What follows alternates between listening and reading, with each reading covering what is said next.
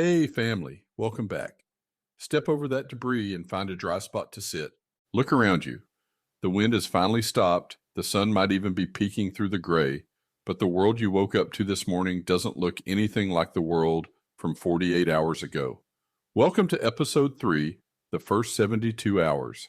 This is what we call the triage phase, and it is the most hazardous, chaotic, and volatile window of time you will ever experience in your tree care career.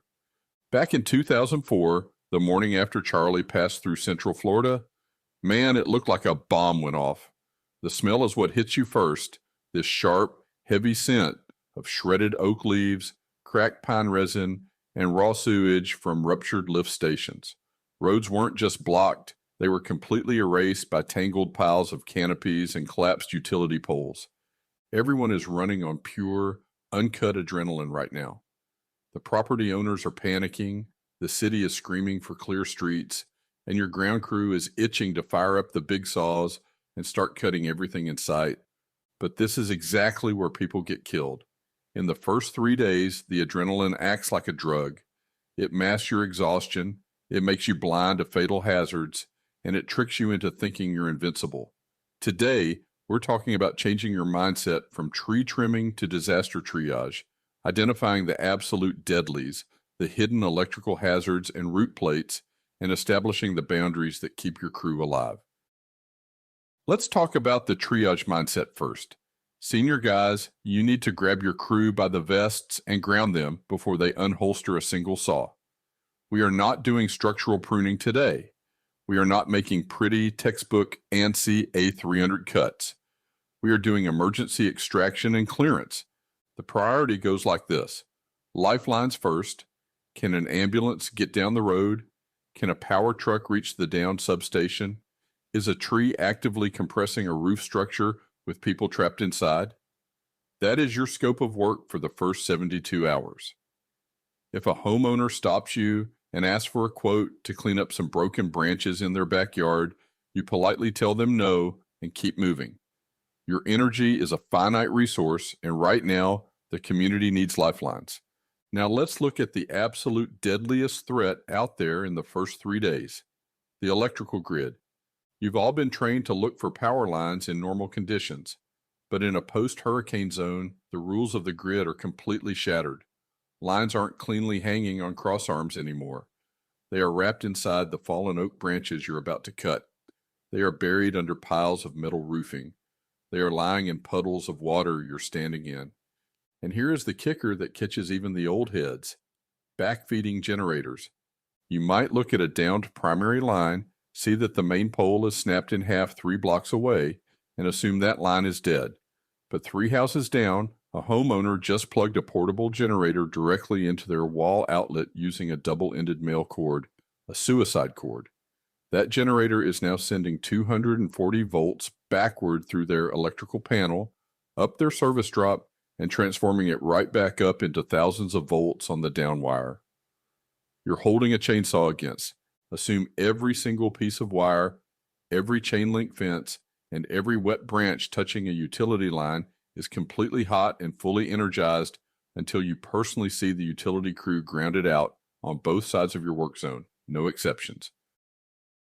The second structural killer we face right now is the unstable root plate. When a massive tree gets partially uprooted by a storm, the weight distribution shifts completely.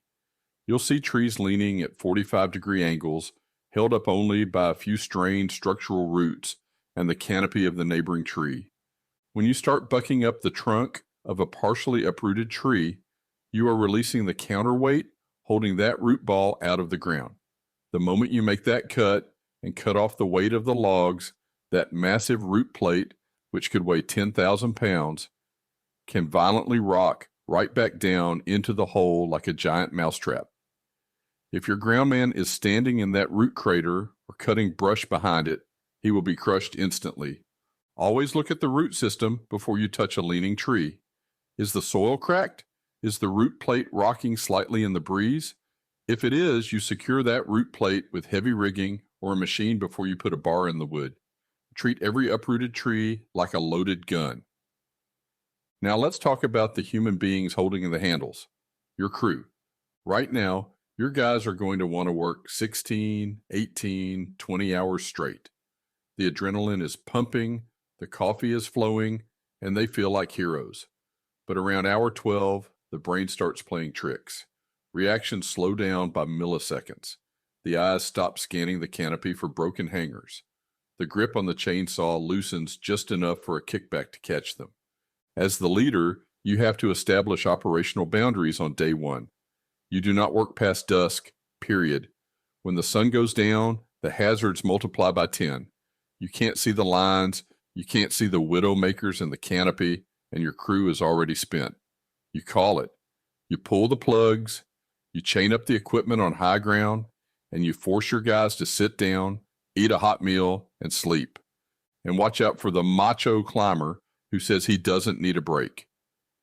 In 04, during the aftermath of Charlie, I watched one of our toughest guys drop completely unconscious right in the middle of a road clearance. He hadn't been drinking water because he didn't have time, and his core temperature spiked. He went down hard, cracked his skull on the asphalt, and we spent the next 2 hours dealing with a medical emergency instead of clearing roads. He didn't save any time. He compromised the whole team. I want to leave you with a veteran's warning from those first 72 hours back in Central Florida. We were clearing a massive shattered pine that had fallen across an access road to a senior living facility. Everyone was rushing.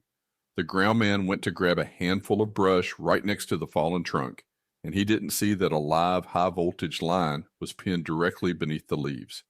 The wire arced through the damp brush and hit him. It threw him 10 feet back into the ditch. By some absolute miracle, he survived, but he walked away with severe exit burns on his boots and a heart rhythm that kept him in the ICU for a week. The lesson?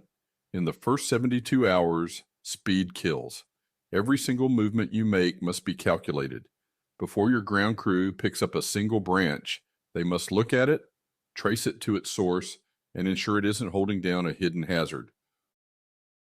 If these triage protocols can help keep a brother or sister safe on the job site today, please like, subscribe, and share this with your team. Word of mouth in this trade saves lives. Slow your crews down, watch out for those hidden wires, and I'll see you on episode 4 when we dive into the physics of stormwood.